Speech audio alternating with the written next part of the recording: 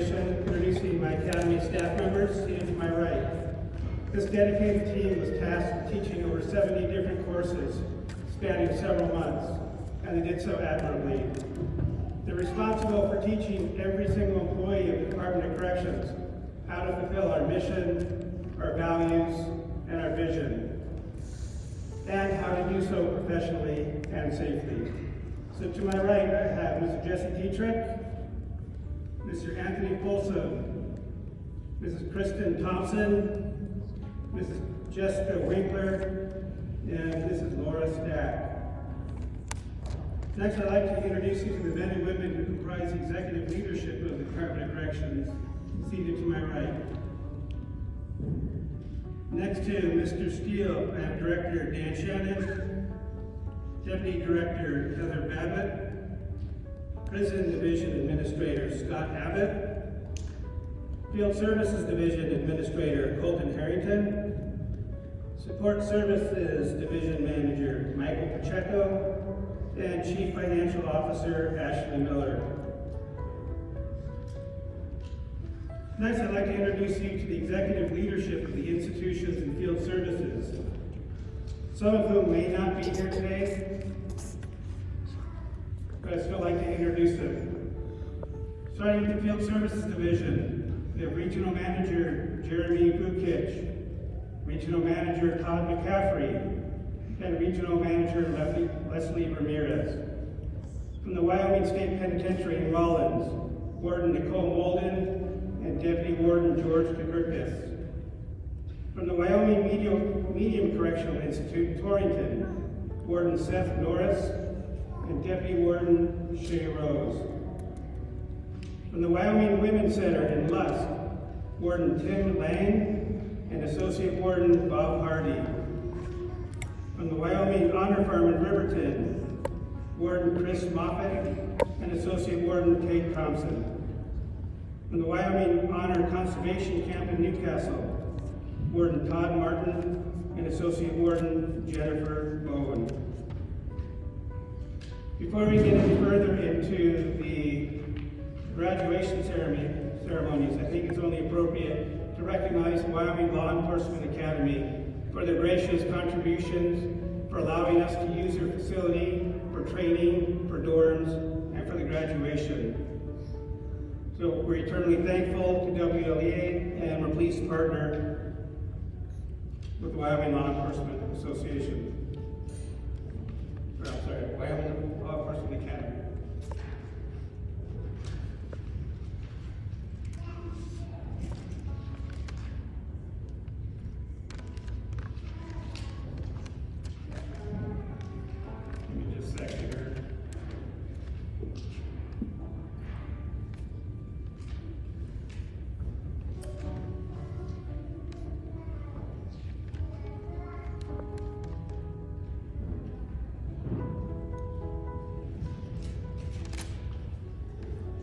Thanks for your patience. Nothing like putting papers away you thought you didn't need. You still need them.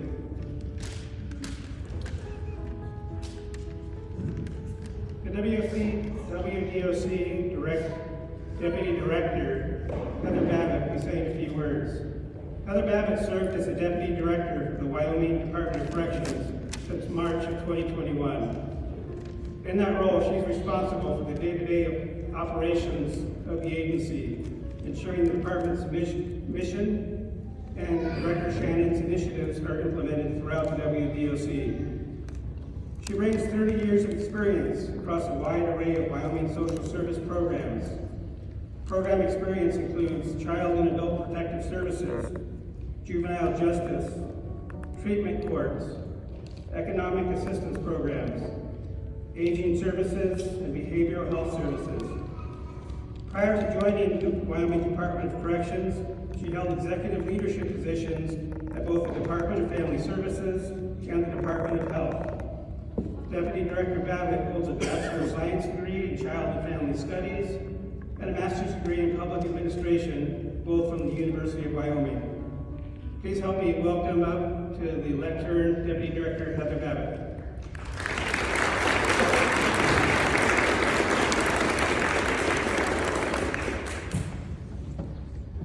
Thank you, Mr. can hear me this morning. Welcome to graduation for the class of 2501. I am thrilled and honored to be here today, and I just have a few brief remarks that I want to give. We are here, of course, today to celebrate your hard work, to look this way, your hard work of these past many weeks. I want to extend a special welcome and thank you to all the families that we see up in the stands here. It's great to see you. The success of these graduates now and into the future in large part depends on your support, so thank you for being here today. And our DOC staff that are here today, thank you to you as well. Like the friends and family that are here today, your support of these new graduates will have a significant impact on whether or not they make DOC a career. And of course, I also want to recognize and thank our Training Academy trainers. Your dedication and hard work does not go unnoticed. And I want to also recognize and thank the field and facility training coordinators and the many volunteer trainers that we have, without whom we cannot provide all the training that we do. So on behalf of the entire department, we sincerely appreciate your dedication and efforts. At the DOC, we recognize the importance of our staff as being our strength and major resource in achieving our goals. And as such, we are committed to your continued growth and success. The department is one of the largest state agencies with just over 1,000 employees, 5 state institutions, and probation and parole offices in every county in the state. Every day, we are responsible for 2,000 inmates and 6,000 offenders on community supervision. This is a responsibility that we do not take lightly. It requires the dedication and commitment of men and women of the highest integrity. And as you go forward, I encourage you to ask questions as your learning journey is not over. In addition, show up. Show up for yourself. Show up for your coworkers and the people under our care and supervision. I can promise you, everyone in this room will show up for you. We are a team and we are a family. And lastly, congratulations. You made it through what we hope is the first part of a very long career with the WDOC. You are stepping into a world that needs your ideas, your passion, and your perseverance. Success isn't about having all the answers. It's about having the courage to keep learning and adapting. So as you move forward, embrace the challenges, stay curious, and never stop striving to be a positive influence. So remember to be kind, work hard, and make a difference. And again, congratulations, and I'm honored to be here with you today.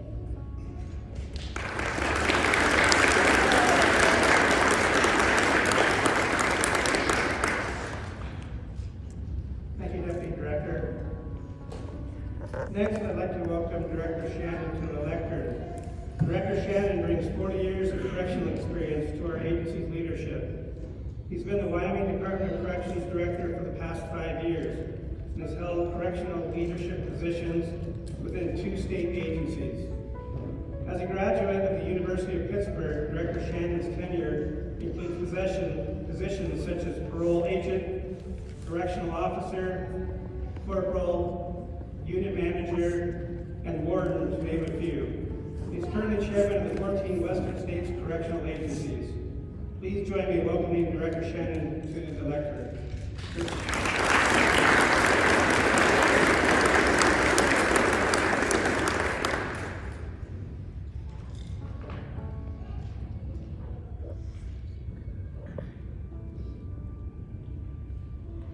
Good morning, everyone, and a special congratulations to our fellow graduates. I truly am humbled and honored to address this class. But once again, my name is Dan Shannon, and I work for each and every one in the class of 2501. When Mr. Brosey commented on 40 years I about fell out of my chair, I thought to myself, that's almost 280 dog years. Maybe this should be a Lifetime Achievement Award and not a graduation ceremony. I can tell you in corrections, the days are long, but the years fly by. I may also comment I would give anything to trade where I'm standing today to be in your seats. With all the wonderful opportunities the future to corrections will hold. I want to thank Director Chuck Main, as well as Manager Steele, for his staff for allowing us to be a part of this academy. I also want to acknowledge Mr. Brosey, our training manager, and his entire staff for the incredible work that you have done and accomplished to prepare these individuals for their career with Wyoming Department of Corrections. Many of you may have not grown up thinking you wanted to work in corrections one day. I certainly did not. I grew up in the Pittsburgh area. I got into corrections because the economy was so terrible at that time, the steel mills were closing. I started my career as a parole officer, as Mr. Brosey said. And my journey to where I stand now is a testament to the opportunities that exist for each and every one of you. I would also venture to say that many of you did not grow up knowing how important these jobs are to our society. Probably because much of the public does not know what you do or why you do it. I'll provide the shortest explanation that my career has taught me. We do everything in our power to create less victims. Sure, we supervise parolees, we keep inmates behind the fence, but it's a big picture. We risk our lives every day to protect those who cannot protect themselves. I want to emphasize, no one job title, including mine, is more important than the other. It takes each and every one of us to be successful. If you were to try a day without medical help, an office assistant, maintenance, food service, no business office, you'll certainly understand what I mean. Our country was founded on freedom premise, freedom to move around, and the freedom to make choices. Your role serves to limit the freedom of those who harm our communities. As the deputy spoke, we supervise 8,000 convicted felons who do not want to be supervised or incarcerated. Look how important that is, that you ensure the freedom of our communities by limiting the freedom of those who harm them. The public looks to you for safety, and that is no small task. And in fact, it's a task to be proud of. By serving as a corrections professional, you're now part of the criminal justice community in our state. You're entering a very hopeful profession. Corrections is founded in the belief that every person has the ability to change and make life better for themselves. Each of you can have a positive influence over those around you. It doesn't matter if it's inmates, probationers, colleagues, or even your family. All of you can profit from the example and from your presence. And if that doesn't describe a hopeful and inspiring profession, I don't know what will. Your graduation today is more than a milestone in your career. It's an open door for many other possibilities. However, those same opportunities in your career are competitive and require an enormous amount of determination to fulfill. Corrections is a noble profession, though not often emphasized. But it's not easy. You're going to serve in a volatile environment. I suggest that each of you remain in top shape, educationally, physically, and emotionally. With this same mentality, your philosophy should be tightly wrapped with a blanket of honesty, of unrelenting integrity on and off duty. Courage and fairness represents the predominant characteristics of a grounded corrections professional. And you are expected, and it's noted, to treat inmates, including their family members, legal counsel, visitors, and others with fairness and respect, while also having the dignity to display your courage in the performance of your sworn duty. One of our universal objectives is to educate the general public that the corrections profession is just not about locking up people and throwing away the key. My tenure has taught me that the only prison policy that people like is one that punishes. We have a much bigger duty. Sooner or later, these inmates and offenders will be released into our society. As a profession, we should prepare these individuals for the eventual release into our communities. This approach is more than plausible, and the data clearly demonstrates we have one of the best agencies in the nation. We're in the top 2 or 3. And that doesn't happen by chance, that happens by these individuals that are in this room. We have a saying in our department of 95, 5, and you. 95% of the inmates in the next 5 years are going to be living next to you. And I ask you, who do you want living next to your grandparents? Who do you want living next to your children? On a more positive note, today's the first day of spring. And I've made it no secret, it certainly is my favorite time of year.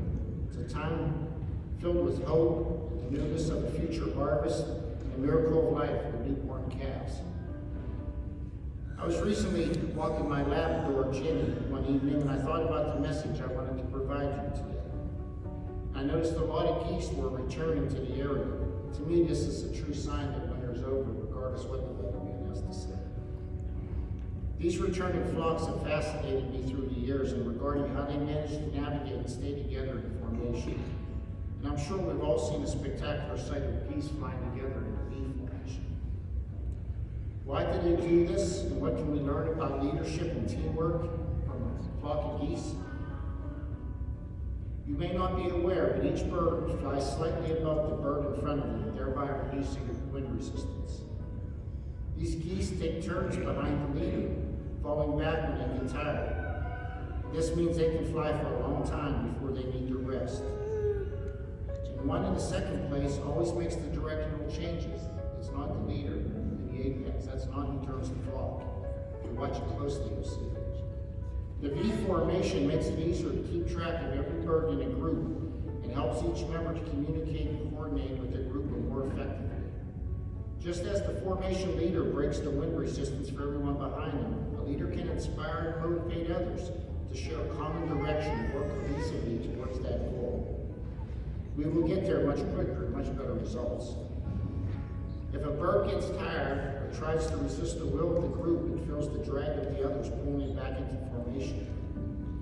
In our workplace, may it be a prison, office, or parolee office, we need to stay close to those with the same goals and aspirations. They're heading where we want to go.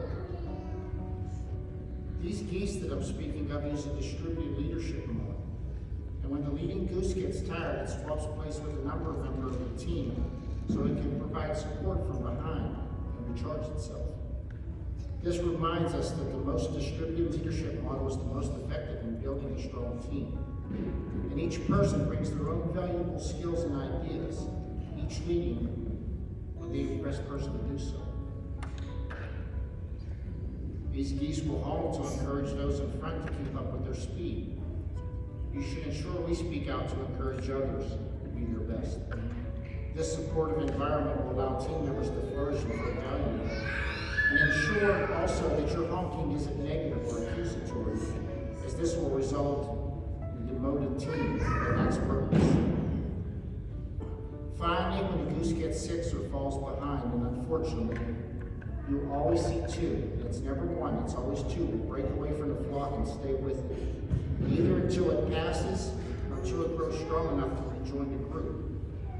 And when members of our team are struggling, we need to stand with them, support them until they can perform to their best. Good teamwork means being there for when people are there when the chips are down. It's not for when they're just helping us to achieve success. So I ask each and every graduate, when you return to your work locations, ask yourself these questions. Are we working together to be an efficient team? Are we working together and allowing others to use their strengths to move the group forward?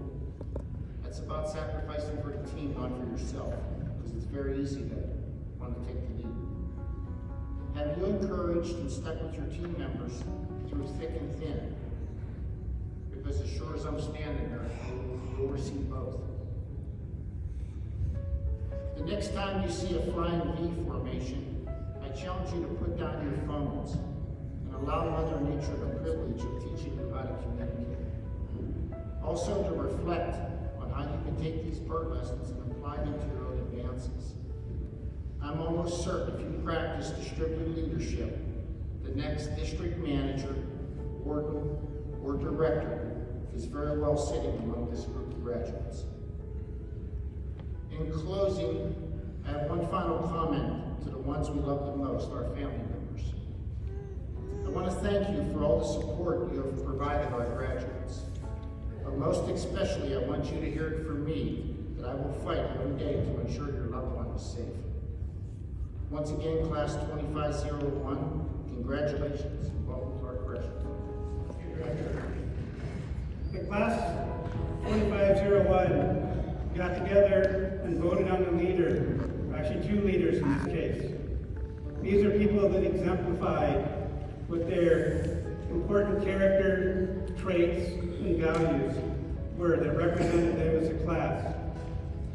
Each one of these class leaders and class speakers will come up and say a few words to you. First, I'd like to invite up Mr. Riley Adams Kurtzholz.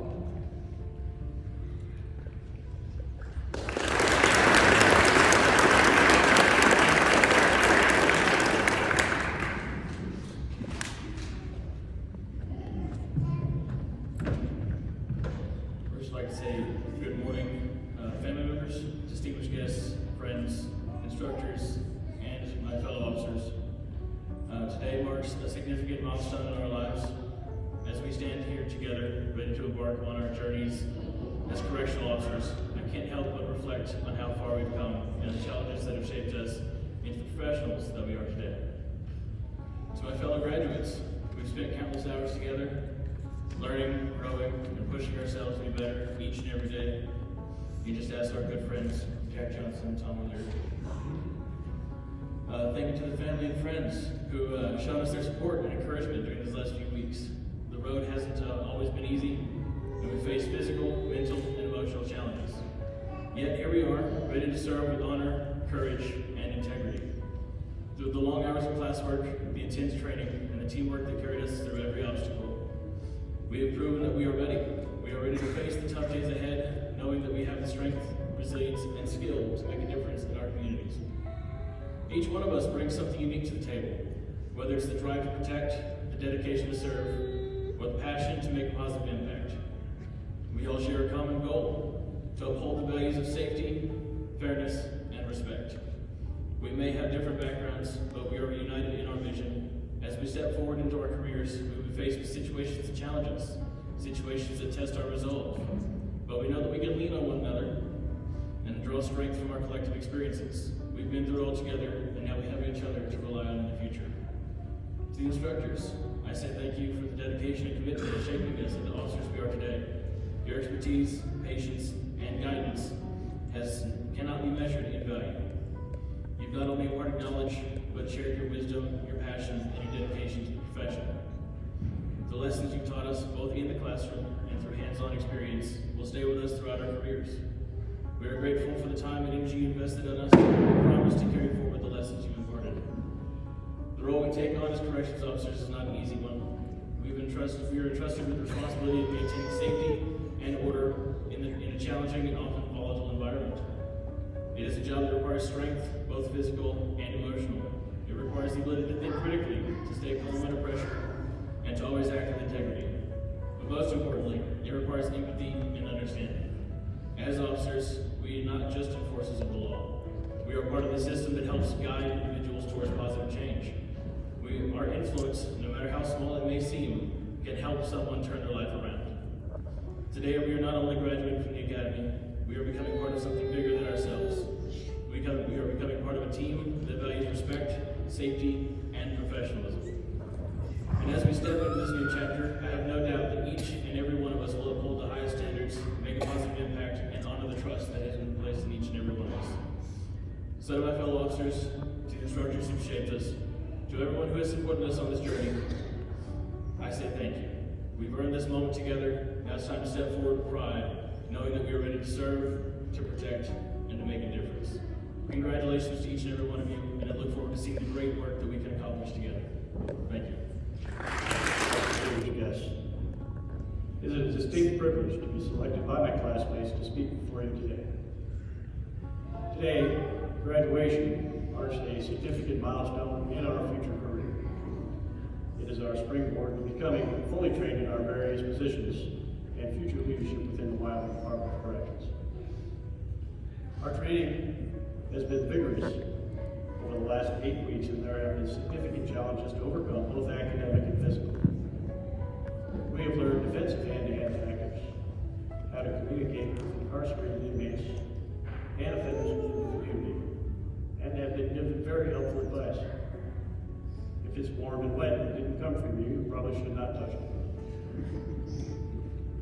After spending the last few weeks in your company, I look forward with great anticipation to seeing my fellow classmates embrace challenges and complete the great achievements I know you're capable of. As someone who spent some time in this business, I offer a little bit of advice. Make sure to achieve work-life balance. Your family needs you just as much as your department does. Overtime at a lot of money is tempting, but it is better to be healthy and broke rather than rich and broken. Finally, 20 years goes by very quick. Make sure to stop and take a breath of fresh air as often as you can. In closing, thank you for selecting me as your speaker today. It has been an honor and a pleasure to spend the last few weeks with you as we have become a part of one team, one dream. I look forward to seeing you around the Wyoming Department of Corrections while completing our future endeavors. Thank you.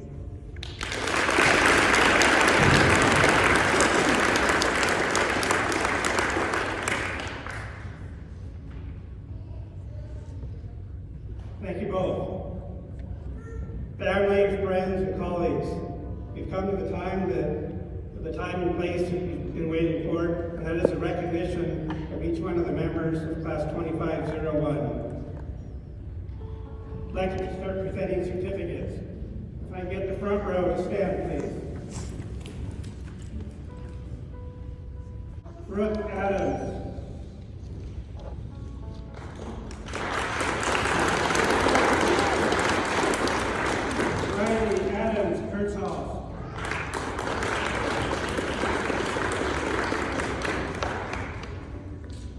Adriana Elman.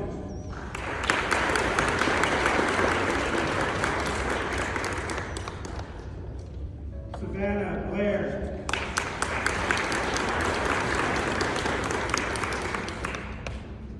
Shanae Boyd Knowlton.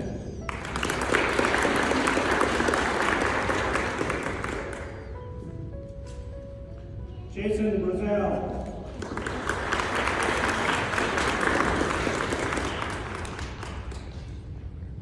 Linda Dean.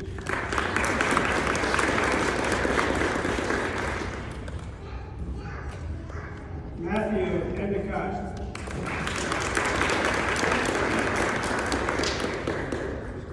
And Michaela Freilich.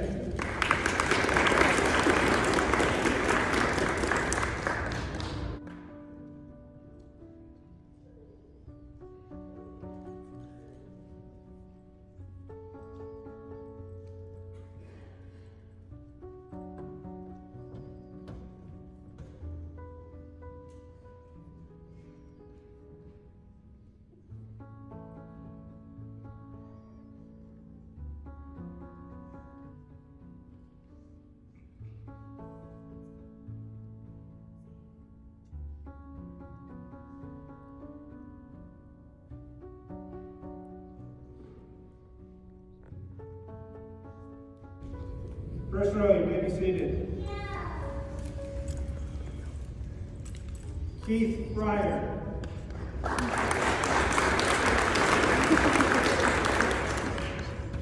Megan Gardner.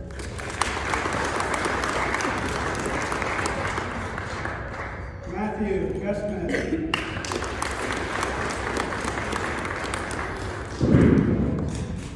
Terry Hillier.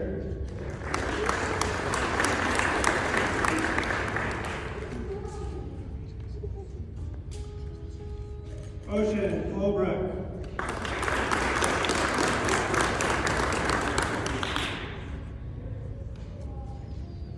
Melissa Hutchinson.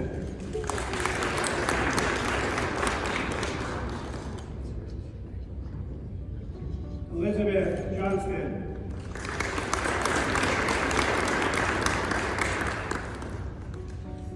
Luke Hives.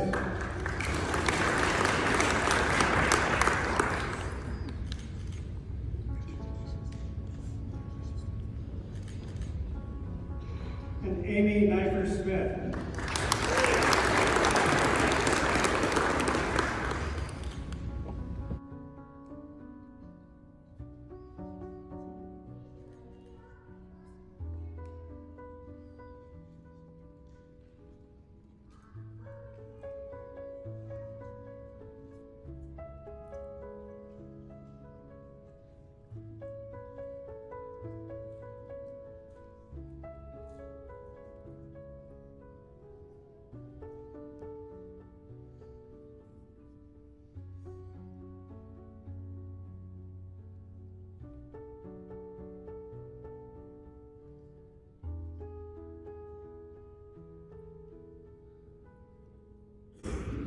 Second row, you may be seated. Thomas Lakia.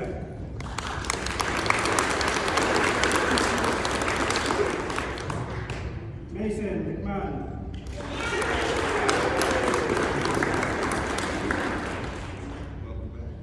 Joshua Nielsen.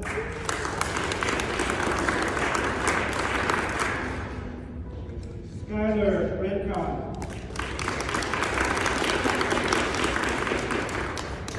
Lana Sanchez.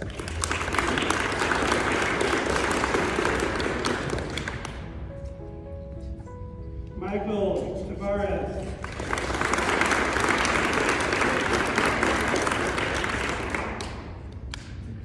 Owen Weber.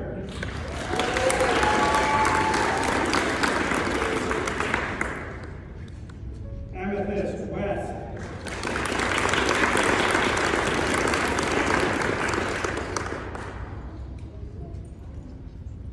Nicholas Whitaker.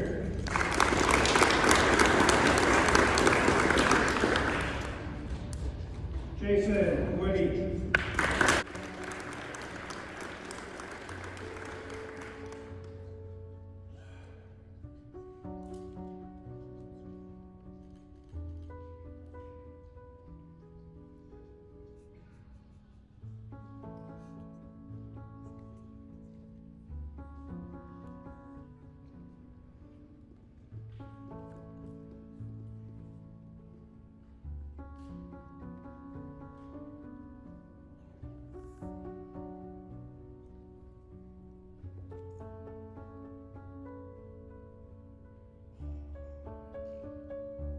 Third row, you may be seated. Next, I have two special awards to go to two students of class 2501. The first certificate is for top performance in defensive tactics.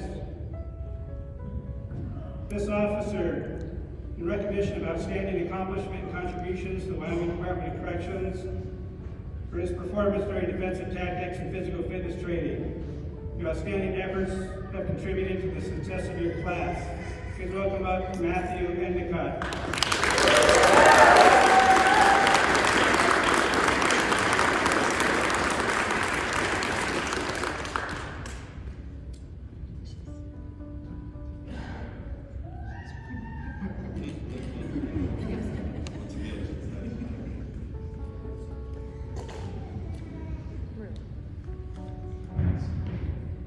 This next award goes for the highest academic score. It's in recognition of outstanding accomplishment and contributions to the Wyoming Department of Corrections, and by your attainment of the highest academic average in the class, 97.57% during the course of the academy. Your outstanding efforts have contributed to the success of your class. Please help me welcome up Thomas Lakia for the highest academic score.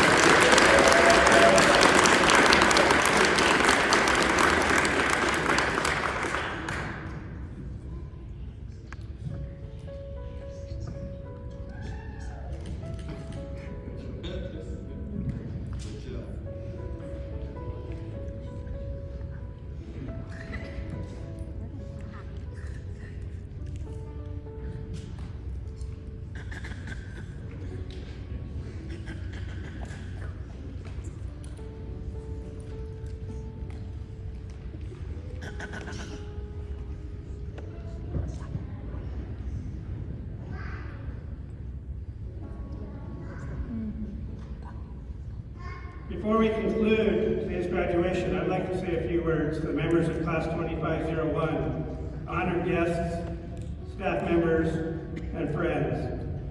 It's a privilege to stand before you today to explore a topic that has shaped the moral and ethical foundation of many warriors throughout history, the 7 virtues of the samurai. These virtues, ingrained in the hearts and minds of Japan's legendary warriors, offer timeless wisdom that transcends cultures and centuries. Warriors put themselves on the line for the people they serve. A warrior is completely focused and disciplined, not out of selfishness, but on behalf of others. We put ourselves on the line for the people we serve. whether they be our peers, our friends, our family, our community, the great state of Washington, and yes, even the inmates and offenders we are tasked to supervise and rehabilitate. For me personally, these virtues are so important that I have commissioned artwork based on these virtues decades ago, which now adorn the walls of my office. For the Wyoming Department of Corrections, these virtues are so important they can be found interwoven throughout our mission, vision, and value statements.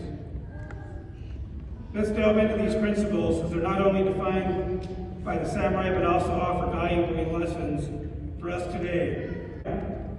This is a commitment to doing what is morally right, even when it's difficult. A samurai was expected to uphold justice, ensuring that honor and truth were preserved. In our modern world, righteousness challenged us to stand up for what is right, even when the path is uncertain or when the easy choice might be the wrong choice. Righteousness is about integrity, making choices that honor not just ourselves, but honor the greater good. The next virtue is courage. Courage is not the absence of fear, rather it's the ability to act in spite of it. A true samurai faced danger with bravery, not out of recklessness, but from a deep sense of duty and self-control. Courage teaches us that true courage comes from understanding our fears and confronting those fears with wisdom. It reminds us that we all possess the strength to rise above challenges, no matter how formidable those may be. Benevolence.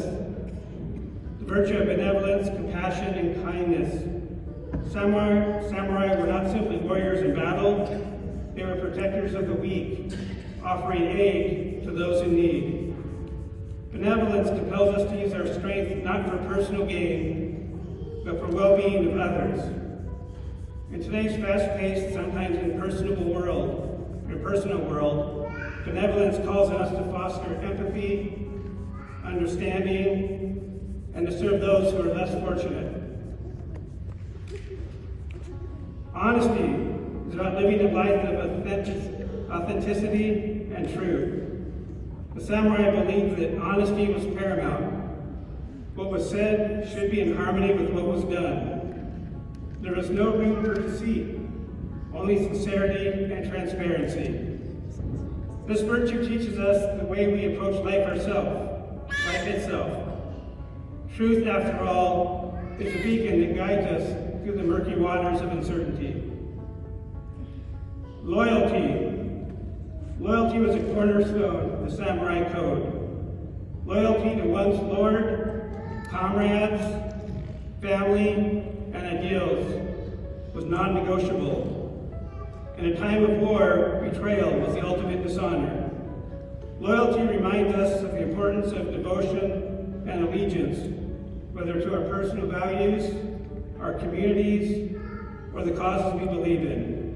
It teaches us to commit fully and with integrity, never abandoning what we stand for in moments of hardship. And lastly, honor. This virtue is a guiding light for all others, and it underscores every action the samurai took. Honor was their most treasured possession, more valuable than riches and more valuable than fame. The samurai lived with a constant awareness that their actions would either elevate or tarnish their reputations. Honor calls us to live with self-respect, accept ourselves with dignity, and always act in a manner that reflects our highest principles. In conclusion, the 7 virtues of samurai are not mere historical ideals. They're a framework for living with integrity and living with purpose. In a world that sometimes can feel fragmented and uncertain, these virtues remind us of the timeless qualities that elevate humanity. Righteousness, courage, benevolence, respect, honesty, loyalty, and honor. As we navigate the complexities of modern life, let us hold fast to these values, and may we strive to embody the spirit of the samurai in our own lives. not only as warriors on the battlefield, but as warriors for justice, compassion, and the betterment of all.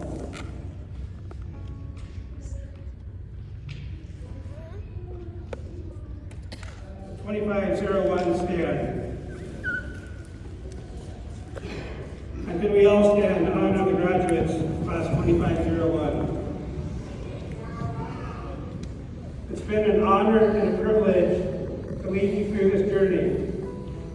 And now, for the last time, for your academy careers and the beginning of your Department of Corrections careers, no matter which facility or field office you go to, I'd like to excuse you for the final time. Class 2501,